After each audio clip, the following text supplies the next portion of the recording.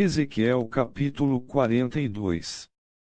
Então o homem me fez sair para o pátio de fora e me levou para o lado norte do templo, a um edifício que não ficava longe do edifício construído na ponta oeste do templo. Esse edifício do lado norte media 50 metros de comprimento por 25 de largura. De um lado, dava frente para o espaço de 10 metros ao longo do templo e, do outro lado, dava frente para a calçada do pátio de fora. Tinha 3 andares, e cada um deles ficava mais para dentro do que o de baixo. No lado norte desse edifício havia uma passagem de 5 metros de largura por 50 de comprimento, com entradas desse lado. Os cômodos do andar de cima eram mais estreitos do que os do andar do meio e do térreo porque ficavam mais para dentro. Nos 3 andares, os cômodos ficavam em terraços e não eram sustentados por colunas como os outros edifícios do pátio. No andar térreo, a parede de fora do edifício media 50 metros. Numa metade dessa parede havia cômodos, na outra metade não havia. Todo o andar de cima era dividido em cômodos.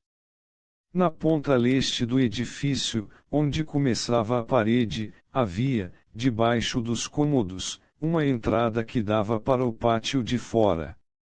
No lado sul do templo havia um edifício igual ao anterior, perto do prédio que ficava na ponta oeste do templo.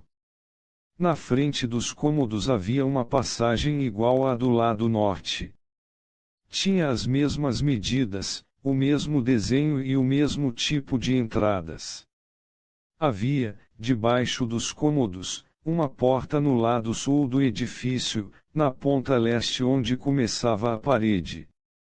O homem me disse: estes 2 edifícios são sagrados. Neles, os sacerdotes que entram na presença do Senhor comem as coisas santíssimas. Porque os cômodos são santos, os sacerdotes colocarão neles as ofertas santíssimas, isto é, as ofertas de cereais e as ofertas feitas para tirar pecados e culpas. Quando os sacerdotes estiverem no templo e quiserem sair para o pátio de fora, terão de deixar nesses cômodos as roupas santas que tiverem usado durante o culto religioso. Eles terão de vestir outras roupas antes de saírem para o lugar onde o povo se reúne. Quando acabou de medir por dentro a área do templo, o homem me fez sair pelo portão do lado leste e então mediu a área por fora.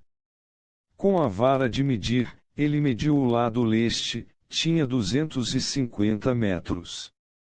Aí ele mediu os lados norte, sul e oeste, e cada lado tinha a mesma largura, isto é, 250 metros.